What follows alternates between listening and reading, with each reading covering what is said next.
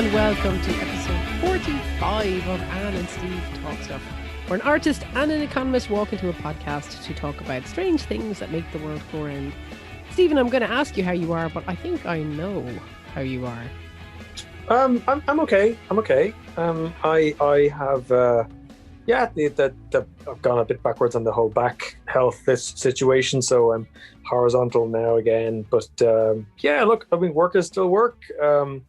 Things are tipping along, and we're halfway through the semester. The course thing I talked to you about last week is kind of exploded, and so still doing kind of 14-hour days, but at a different angle, which is fine. So, I'm looking at Stephen. Stephen is once again lying on his back doing the podcast. We have brought him to this. Laid me low. Laid low. Well, it's episode 45. I know my sister turned 45 recently. She'd be delighted for me to tell the world. Okay, and, happy birthday. That song Brimful of Ash on the 45 was something I kept singing at her. She was really happy when I kept doing that. Everybody needs a bosom for a pillow. Yeah. Problematic lyrics. Problematic and semi, accurate. But it's okay. I can say these things. I'm a lady person. Well, I'll tell you, we'll crack on in. This week, it came to me. I've had a lot of conversations lately. Not often in person. I actually met someone in person, and we ended up talking a bit about Twitter. And Twitter is obviously something that a lot of people interact with, other people less so, depending on social media. I know you interact with it quite a lot. Would I be right? Yeah. So I've been on Twitter for 13 years, I think. I would post there every day, or if not every day, almost every day. And I have a kind of a following, I guess. And it's good. And I use it in loads of different ways. But now I think it's fair to class it as a sort of a hobby, maybe, or it's certainly a part of my professional persona, I guess, maybe. Yeah, well, I mean, I think you could safely say you have a following. I mean, you've cracked the 10,000 followers anyway, haven't you? Oh yeah. Yes. I mean, maybe more, maybe even like, I don't know. Let's see if I had to hazard a guess. Maybe you have 32.3 thousand followers. Yeah. I don't know what that means anymore, though. I've often wondered, are those all just bots? Or I don't know what it means, because anyone can follow you, right? Anything can follow you. Yeah. So I think somebody did an analysis of Donald Trump's followers before he became president, and something like 50% of them were like Russian bots. So wow. I don't know to what extent. Those are real people. I do know I talk to lots of people on Twitter. Lots of people ask me questions and say things to me. So they have to be. If they're not real people, they're extremely convincing bots. A convincing bot. It's a goal for us all. Turing test. Okay. Well, I'm going to put this to you. This was the question we put to the world at Twitter. So the motion the House proposes today is Twitter. Is it a medium for change and discussion, or a pit of poisonous toxicity that is killing our empathy? So it's not really a motion because there's a question in there, but we put that out to the world. But before we kind of look at what the world said, I thought an immediate kind of reaction from you first to that. So there's loads of ways to answer this question. One of the obvious ones is it depends how you use it. But I actually think there's a better way to answer that, which is when I first started using Twitter, it was really, really friendly. It was a bunch of people going, "Hey, I found this thing," or they were basically all bloggers, people who had been on the net, were very friendly with the web. and then just said, you know what, I'm going to give this a little go. There were loads of other little services like it at the time, and it was just the one that stuck. And it was kind of a cool service. Like, this is before hashtags, before tweet threads or any of that stuff. Like, there used to be a thing called Follow Friday, where you would just go on and tell people, here are the people I would like you to follow. Like, it was quite fun and there's sort of a frontier vibe to it. I can remember we did things like live blogging political events. Like, it was nerdy and fun. And then I think what happened was around about the global financial crisis, people realized, oh my God, this thing is actually giving you the news in real time. Right. And all of a sudden, I can actually send a message, like a text message, to the most powerful people in the world, and they just read it. Yes. Like, what? Like, if I could, what was the previous version of that? Like, I write them a letter or stop them in a hallway, or like, no, all of a sudden you've got this massive access. The press then realized, oh, wow, we can use this thing, because now we don't actually need to report anything. We don't need to detect anything. We just copy and paste whatever people say on Twitter. So then, it immediately becomes a political force. And then politicians get on it. And then it's at that moment, I think, that it kind of turns toxic, because, if you're talking about tech or you're talking about academic articles or whatever, it's kind of a happy clappy sort of space, it's consequence free. I think it's when you get into sort of power, right? When you get into sort of, wait, hang on, if I shout at this person enough, they might make a decision in my favor. What? Okay. That idea that you have that access is really tantalizing. And so then the question is, well, okay, if it's a question of numbers, well, then I'll just make automated Twitter accounts that just say what I wanted to say. And then it becomes a very, very different prospect. So in the Irish example of this is probably not the best, because it's not that developed. Where it's really interesting is in the UK and the US, where Twitter is sort of used as this proxy war for all these kind of different campaigns. And it's kind of fascinating to me, to be perfectly honest, because at one level you're thinking, why would the digital equivalent of a toilet wall have so much influence? At another level, you realize, wow, hang on, like, this is really how we speak to each other. And so it's become a sort of a, I don't know, general follow, like, there's these herd dynamics on it now, it's very high schooly. People are like, you're evil, but it's performative too, like, I have loads of words that are muted on Twitter. One of them is delighted to. So if anyone starts their thing with delighted to announce that I've just received the most amazing person of the year award, I mute that person, because it's just all whatever. Delighted to announce. Okay. Gee, I better be careful not to throw that into a tweet. Yeah, and now you mean Delora to announce. Delora to circumvent. Yeah, Delora to circumvent Stephen's mute. Yeah, but so I'll tell you how I use Twitter in 2021. What I do is I do two things. The first is I do the self-promotion thing, which everyone does. Hey, I wrote this article. Hey, I found this thing. I try to be helpful. If people ask me questions about stuff, I try to answer.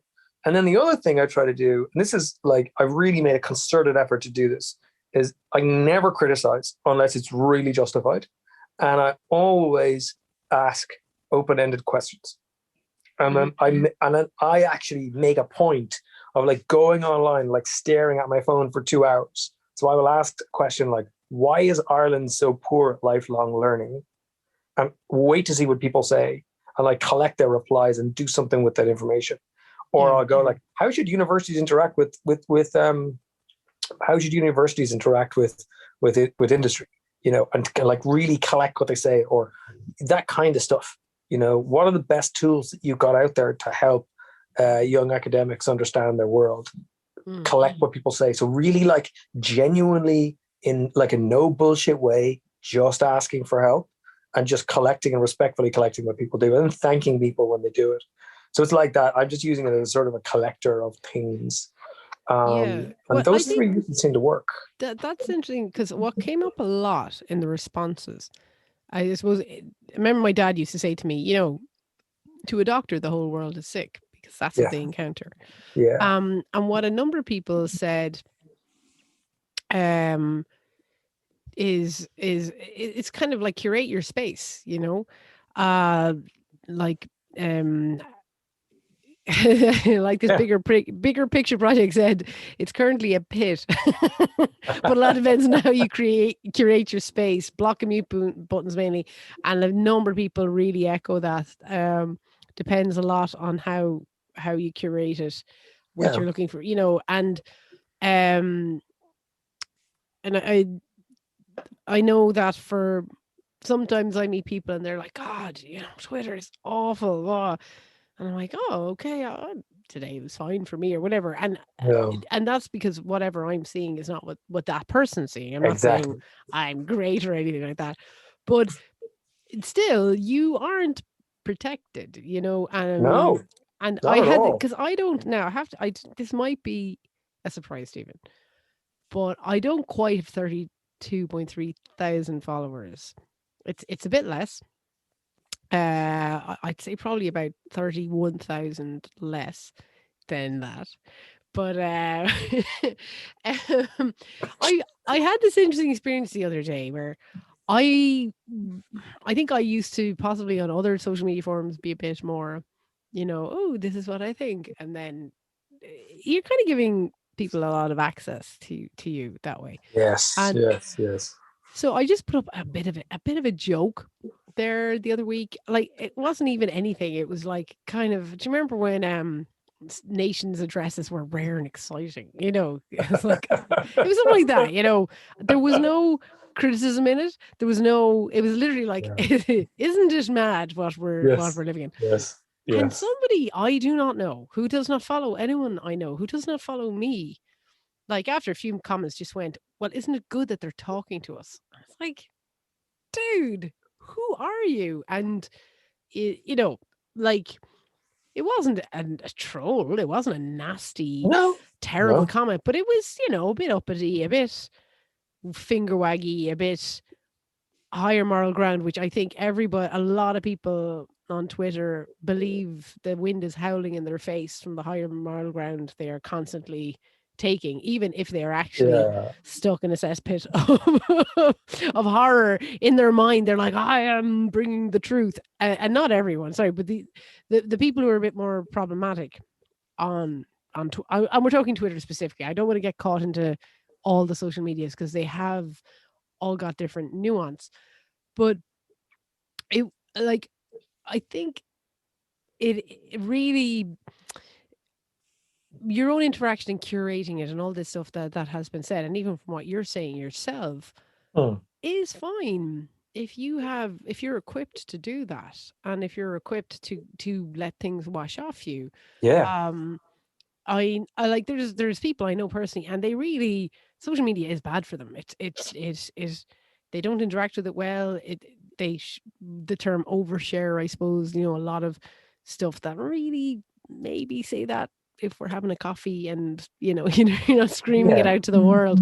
But is Yeah. Twitter the place for it? Because and then there's that, and then there's the other thing where there's people who are just, it doesn't matter how thick your skin is, you are going to get really bad experiences Yeah. because there's a horrible element. And like, okay, for example, one of the replies we got from Joanne Webb, who I do know, she said,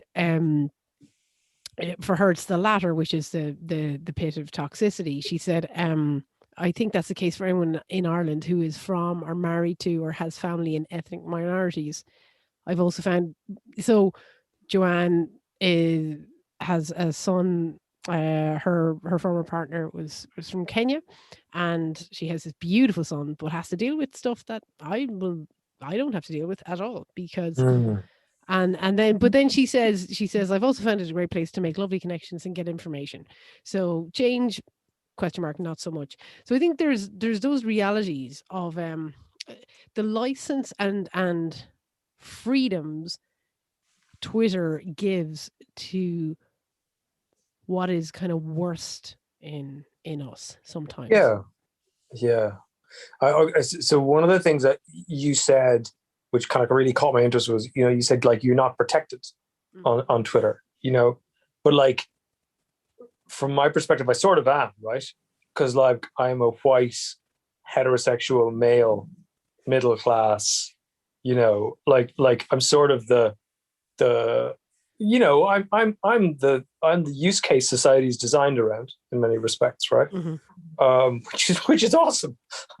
It's lucky great. you. I mean, it's awesome. It's great. I mean, you couldn't put a price on it. So that's an important point. That Twitter is it can be really crap for people who are different. It can be really crap for people who certainly express contrary views, right? And I mean, even just simple binary distinctions, like Twitter as a woman is a totally different experience than Twitter as a man, right? Yep. That's just that's just the thing. The other so they're like big fucking star there. The other thing is, I am not typically tweeting about personal stuff. I'm a professional economist, typically tweeting about economic stuff. So it's very like I won't tell the world that I ate an orange for breakfast. Like that, it's much like what I choose to do with it is very strategic. But there is another aspect to this, which I think is it tends to be forgotten, which is that no one is forced to tweet. Like sometimes you see these tweets and it's just like, ugh, another day on this hellscape. And it's like, is this your job? Like, is this where you get your money? Like, do you need to be? Like, you definitely don't. And you're thinking, I don't know. I mean, sometimes. So is this platform for everyone? Absolutely not. Should you decide how you're going to use it? Absolutely. Like we had a session about fake news and stuff a couple of weeks ago, right?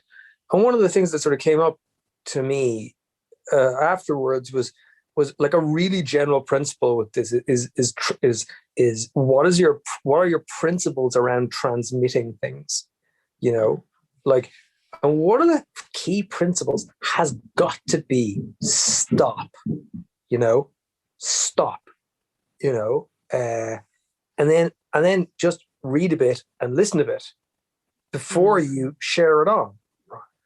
And then I realized, what have I done? I've just replicated the famous Vanilla Ice lyric, stop, collaborate, and listen, right?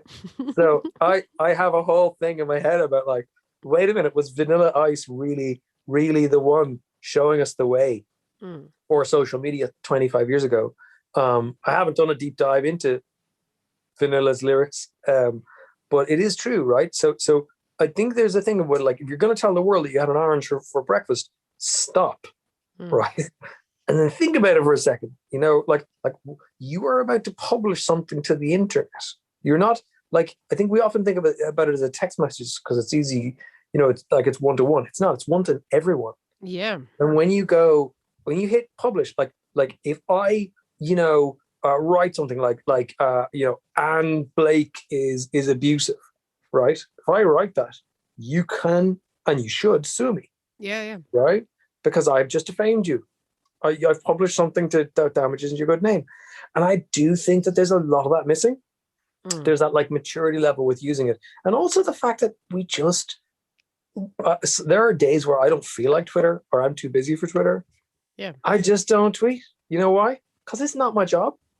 No, nobody at UL turned around to me and said, you know what, Steve, we need you to get on this Bluebird thing now. It's not a thing.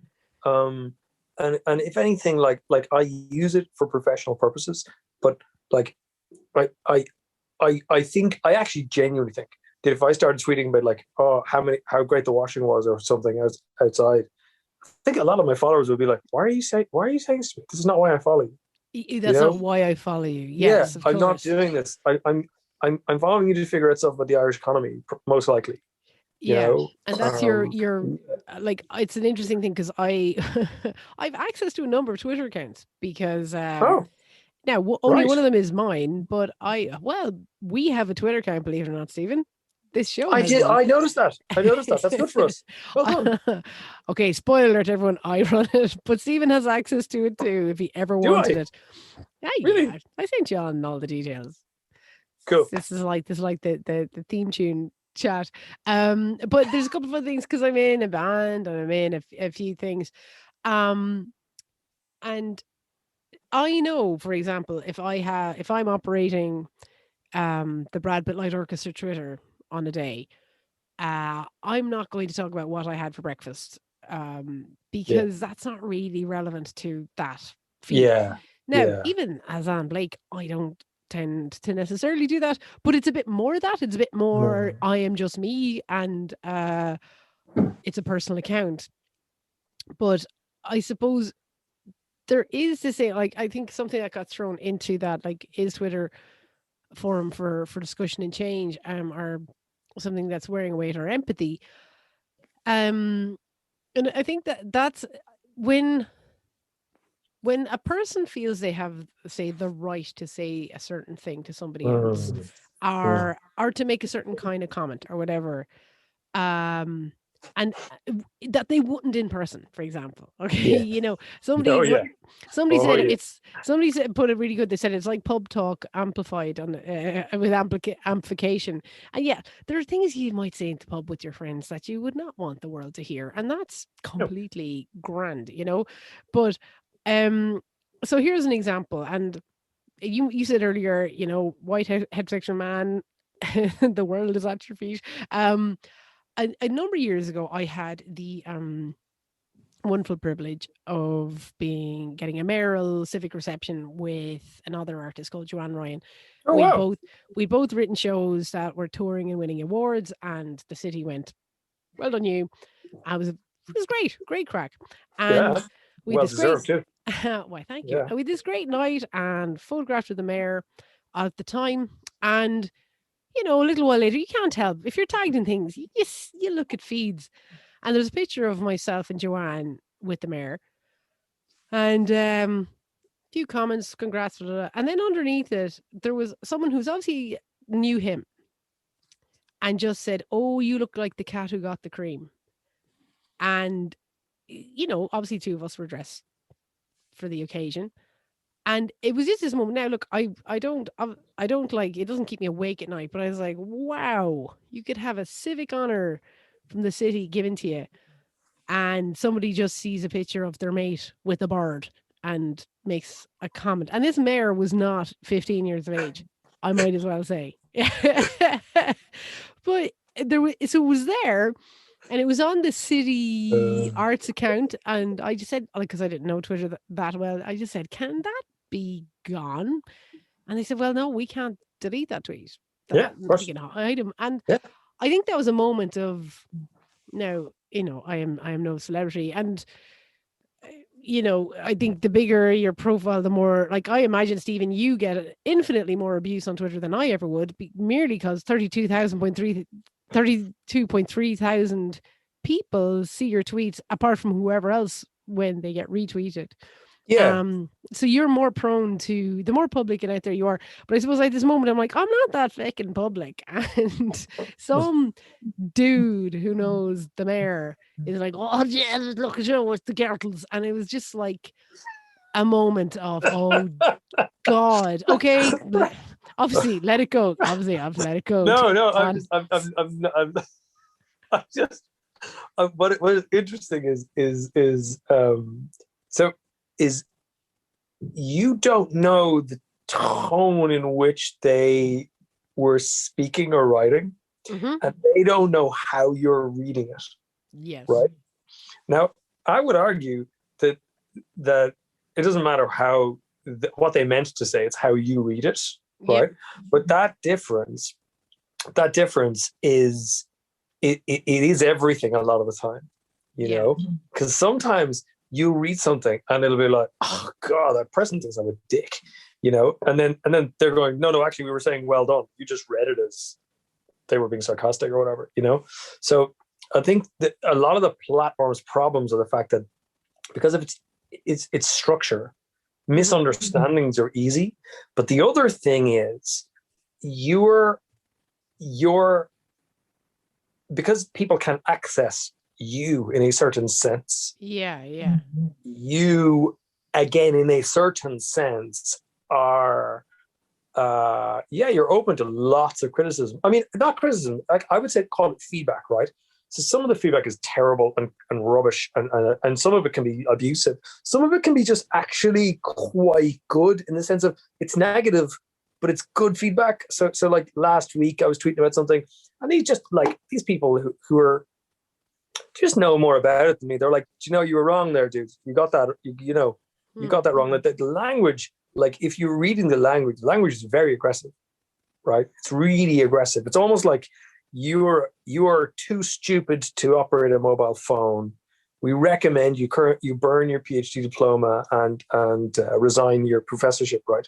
That was the tone of it. But actually, if you deflate by that a little bit, you're like, oh, okay, no, I see they do have substantive comment. They're just sometimes I find people are like, they kind of almost roar to get your attention. Yes. A little bit, like, and that happens to me a fair bit anyway. And you know, I have this thing. In addition to the protections of being sort of white male, you know, for whom society is designed, I also have this blue tick thing. Yes. So, and there's a thing that does is, I don't know if other accounts have this, but I literally have a button where I only see the replies of people who I follow. Oh, so I actually screen out a massive amount of that. And so we did this big launch thing last week, and I kind of couldn't do that. Like I had to turn that off because I needed to check what people were saying. And I think that I would describe that as an unambiguously positive thing to say. Here is this new thing that we are making. You know, I would say 90% of the responses were positive and like, oh God, that's great. And 10% of them weren't, you know, and they ranged in sort of like, you know, tone from meh, whatever, to this is the worst thing ever. Please set yourself on fire. Like it was just, you know, like, and you just have to deal with it, you know? Yeah. Well, that's the interesting thing, because people say you need to develop a thicker skin. And obviously, as I say, Stephen, if you're doing something on that large a scale, you reach a far bigger proportion of people, you get far more affirmation, but then you will reach more trolls and horrors who are just sitting around waiting to tear something down, whatever it is.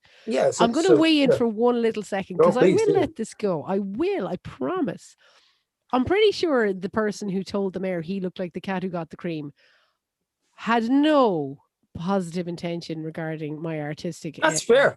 That is fair. Achievement or my colleagues. He was literally like, he didn't know me. He didn't know Joanne. He was literally going, there's my mate with two girls, right? Girls. I'm going to park it. I'm going to let that one go. But you're right. 100% agree with you, though, I know there are days when I read a reply, and depending on how the mood I'm in, I'll get the nuance or I won't. 100%.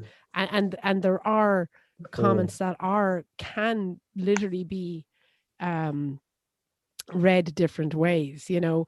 But actually, there's a lovely thing. Sean, who's at Fierce Milder, gave us quite an essay of responses.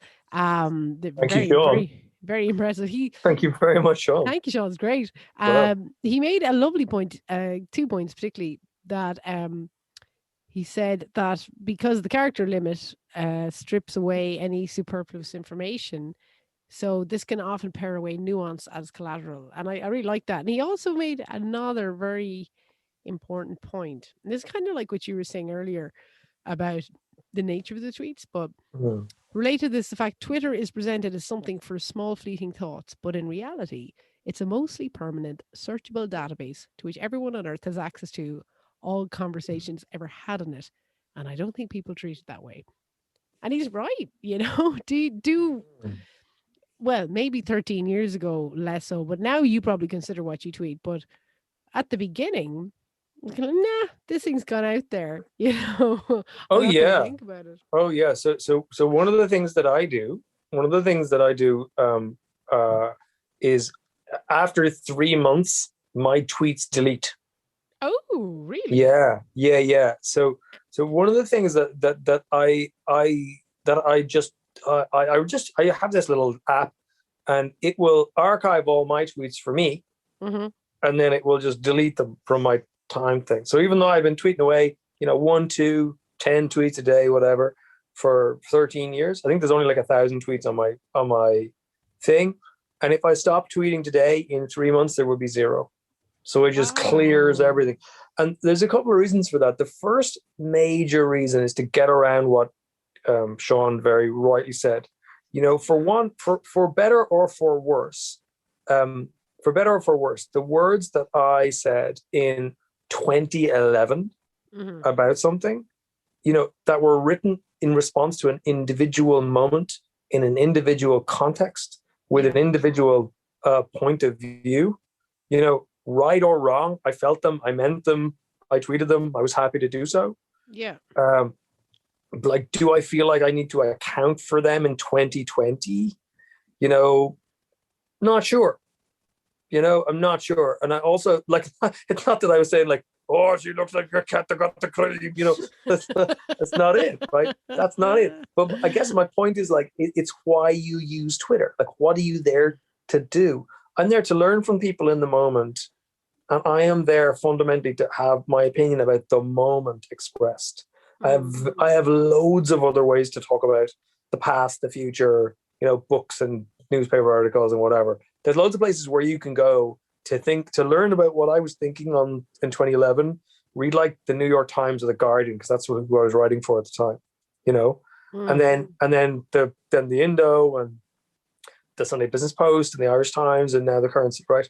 Like I have no problem with saying, here's what I thought at that time, but like I want you to read 2,000 words of what I was reading, what I was thinking about, instead of 7 words. I think that's maybe, and I think we're in a moment where particularly now is very, very easy to take what people wrote in the past and really have a pop at them in the future. And I just kind of view this as just silly, right? Like you're scrolling things on a digital toilet wall. You hope other people will read them. Maybe they do, maybe they don't.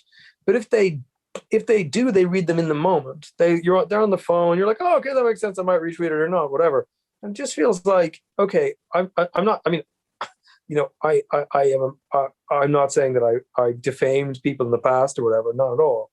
My point is that there's a risk to using this thing, and you need to be aware of it, especially if like that like last Wednesday, the tweets that myself and John Collison and the lads were sending around, those were viewed 80 million times, right? 80 million pairs of eyeballs had a look at those, and that's great, and that I'm happy that happened. I think that, like, because I think we just have to be aware, exactly as Sean said, you are sending this out to the universe, and if you're not careful, it's forever. So just be a bit careful about that. And that's certainly something I use to just to keep Twitter for me the way I want to use it, which is as a thing to talk about current events, as opposed to storing up. I mean, think about it. Think about the other option. Like, imagine if you use Twitter to like compress and store your thoughts for the world. So like in the future, there would be like the complete and unabridged tweets of Anne Blick. God. I mean, what the fuck? What's the point of that? Like, I mean, nobody, not that your tweets aren't fantastic, but like, nobody needs to know. How very dare you. What I was thinking, or what anyone was thinking, at that level. It's not helpful in any way. It's funny though, because the big thing as well though about a thicker skin and all that, and sensitivity, because the question was around empathy, well. And if everything is like grow a thicker skin, it's not really empathy, there's people I know and like and who behave very badly on Twitter and really attack people, and And I suppose I'm like, God, I can't imagine them doing that in front of me in words to another human. And I know there's often been this comparison of it's like being in your car. So if someone Yeah. does something that annoys in your car, I don't know about you, but I would probably say something pretty nasty in my car that I really hope that person didn't hear. Yeah. And but that it seems to be tapping into that same part of us, which is I'm encased in this space where I can roar into the void. And I can roar actually in a place where that person might see it, but they won't get named. So it's that ultimate passive aggressive, like some people cut people off coming out of Joseph Street at 2:15 today in a silver car. Whatever it is, but I'm not being specific, so don't come at me. So do you know what I think I have found I have not received much on negative experience. People I know have. I know a lot of women have. They just they don't even report it. They don't even say it. They're like, yeah. Like recently, Councillor Elisa O'Donovan actually was public about some abuse she got after being on telly, and there was a great step up, and this is terrible, blah. But I mean, I know Elisa because when Jenny was running for the general election, Elisa was involved. I mean, Elisa's been dealing with that forever. Terrible, terrible abuse. She just happened to call this out, and fair play to her. But it's really normal, and it's really normalized. And I don't know. I just feel anything that's encouraged. I like to question anything that is encouraging a part of humanity that is ugly and poor and unpleasant and just I don't know. I think we should question it, not accuse or point or scream or wag our fingers, but go, is this making me a better person? Is this helping anyone? Is this achieving anything other than ruining someone else's day? And hey, I have a ton of petty in me. Like I don't want to sound like I am great at that. I can be very petty and all that. But I do find it curious as a medium what it has brought out in people, as well as the wonderful, beautiful stuff, But like someone said, the stuff that might have been said in the pub over the table, like, what's that about, is now it can be said to the person, as you said earlier. Like someone's like, that Stephen Kinsella thinks he could do a computer engineering degree. Who does he think he is? Actually, I'm going to go tell him. I'm going to go ask him. It's like, no, don't. JB 91755 at no one cares. With your Irish flag. With your Irish flag and your story with the Irish flag there, lads. Oh my God. And your picture of a football or something. Yeah, but I don't know. I'm rambling here. Well, so I think you're identifying a key problem, which is that empathy is lacking often on that platform. And I think the reason is that you have an avatar tweeting at an avatar, right? So there is no such person as at Stephen Kinsella, right? It's a web page that was created by some company, and I am some kind of like digital sharecropper because I work for this company, and in exchange they give me these things called followers, which I can't eat and I can't spend, but are some kind of like gold star thing. So it's clearly a giant Pavlovian mechanism, right?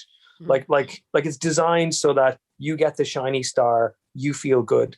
Somebody gives you a little like, and you feel good. And, somebody replies to what you say, and you feel good. And that's it's obviously designed to do that, right?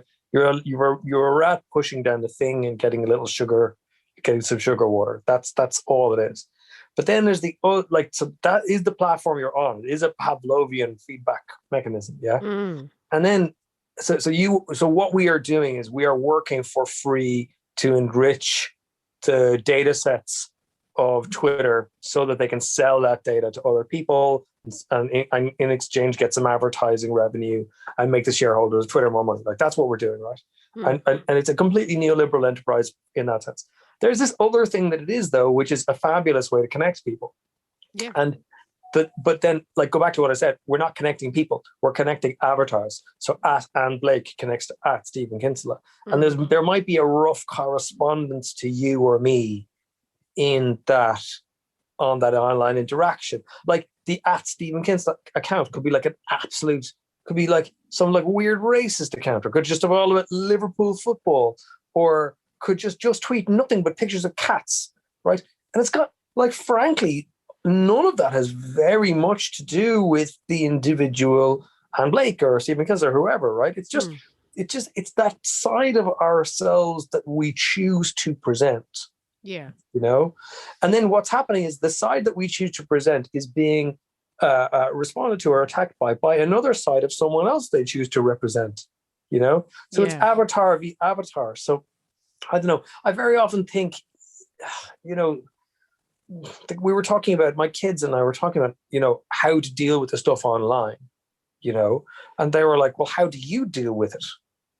Because you get it all the time. So I just actually let the kids scroll through what these people were saying to me. Now, my 14-year-old, my 12-year-old, not my 10-year-old, because again, some of it is fairly tough, you know. And they were really shocked. And they're like, how do you just deal with this? And I said, well, look, it's not really me they're attacking. Do you know, it's this completely separate sort of weird online entity. Okay, it has my face. It has a particularly grumpy version of my face. I think it's a great, I was going to ask you where the picture got taken. That was taken by an amazing guy, Brian. He's an award-winning photographer. That was taken at 7:00 in the morning. When we were launching Currency, we all got the same gritty kind of photo shoot. But when we went to launch the ISE website, they were like, we can't use that one because it's too grumpy looking. We need to get other people. But I think it's great. Yeah, it's just not me. I think, you know, I mean, it is me. You know, they were like, just look like you want to punch someone in the head. You know, that's if I ever give you that face, and just put the dukes up. Jesus, yeah. You know, Jesus is coming. He's coming. He's coming for you. He's coming. Absolutely. You know. But yeah, look, is it weakening empathy? I don't think so. I think it's, the way to think about it is, it's high school, right? You have these big herds of people coming in and out.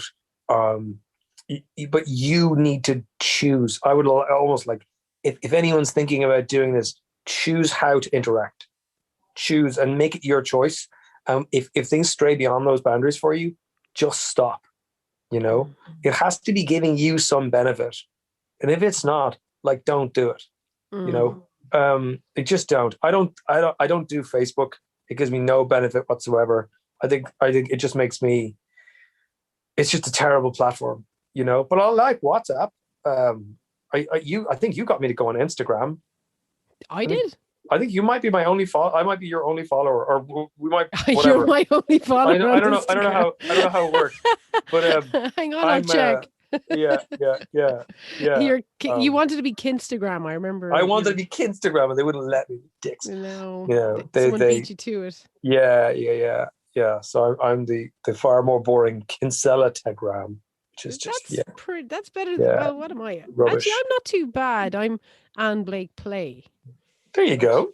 I was like Blake. I had a series of like symbols and stuff like that. But I actually said, hang on, I can change this. You have 88 followers on there's a picture of your child who looks very like you playing a guitar. There you are. That's the man. Yeah. But so people listening to this, you can't follow me on that thing because it's totally locked. I'm not gonna say hello to you. It's just, sorry. You're just gonna have to said that. You're gonna have to imagine what the picture of his child looks like playing the guitar. Exactly. We're not. That's just really for my mates, you know. So if I know you, great. If I've met you in real life, I will add you, and if I haven't, I'm sorry, I won't.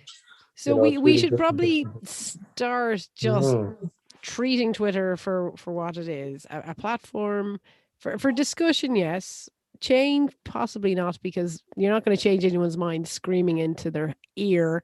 And if you're like, read this article, they're probably not going to click on it. So be sound and mind, protect yourself. Like if you read something crappy, Like, obviously 2 years later, I've let the cats across the cream go, obviously. So over that. So over. Actually, we will finish up. One interesting thing, a number of women I know have experienced this. I don't know if you ever have. Men telling them to watch their language. That has happened to me. Has it? I was going to ask. I meant to ask you that. That has happened to me, but only because I follow the Tommy Tiernan thing. I believe that my soul is Irish, and that I was forced to learn English, and that my soul needs to come out sometimes, and in order to get that through the wall that the English language puts in place, I need some kind of chisel. And fuck is my chisel. So sometimes I just need to go, like sometimes, actually, it's interesting because very often I will deploy that strategically, and I will go, this policy is fucking stupid, but I will very, very, like, I really rarely tweet negative things. I made a decision years ago just to not do it unless I really mean to change people's minds.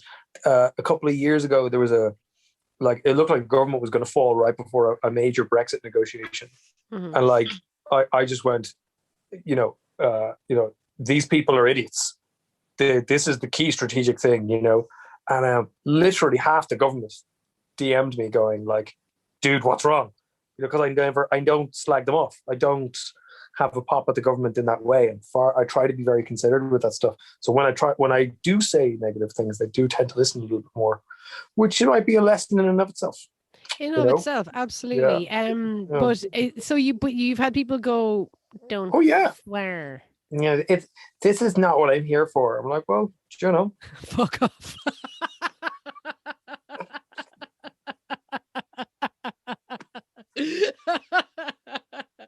Oh God, I think you have major back pain worse have I? Yeah, you have actually. You literally did. Yeah, it's kind of spasm. Yeah.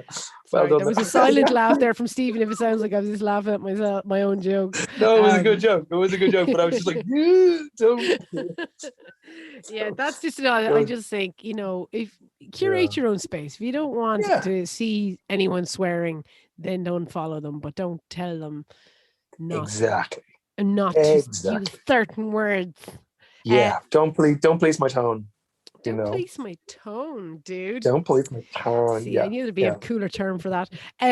Okay, look, Stephen, you have been a soldier and a trooper to do the podcast once again on the flat racket in pain. And I wish you well, and I wish you a speedy recovery. I am going to use my platform to just say this is going out Friday, the 5th of March, but on Monday is International Women's Day, and I'm all over it. I'll be doing the Limerick Lady podcast is doing actually a kind of live Zoom. It's going to be ticketed, so you can attend it. Great. It's ticketed, and through Ormston House, we'll be talking to Mary Conroy and Fiona Riley, two amazing artists, and having a bit of crack at the early time of kind of afternoon tea with the Limerick Lady. And before that, at 12 o'clock, I'll be doing a conversations on creativity during COVID. Lots of lovely C words there. Alliteration. Alliteration with LIT. And I'll put all these things, everything. And also then that night, 8 o'clock that night, Lime Tree event, International Women's Day, there is a musical theatre extravaganza, Defying Gravity. I will not be performing musical theatre, but I will be your MC for the night. So, oh my God, I'll get to be in the Lime Tree, and I'll get to dress up and stuff. I'm so excited. So that's amazing. So busy day Monday. Busy day. My God, you'll barely have time to have the cup of tea. I'm just an international woman. What can I say? It's my day. You are. That you are. That you are. That you are. And we know, after this, you can find Stephen at Stephen Kinsella and on all the things. Listen, Stephen, mind yourself. Always lovely to chat. And no worries. Cheers. See you later. Bye.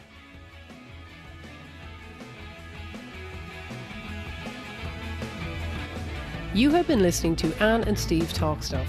a Limerick Post podcast produced by Eric Fitzgerald. Theme tune is performed and composed by David Blake. Please rate, review and subscribe to the podcast and tell your friends. You can now follow the show on Twitter at @AnSteveTalk. Get Stephen at Stephen Kinsella. He's a Stephen with a PH. Anne at AnneBlake78. That's an Anne without an E. And the Limerick Post at Limerick Post.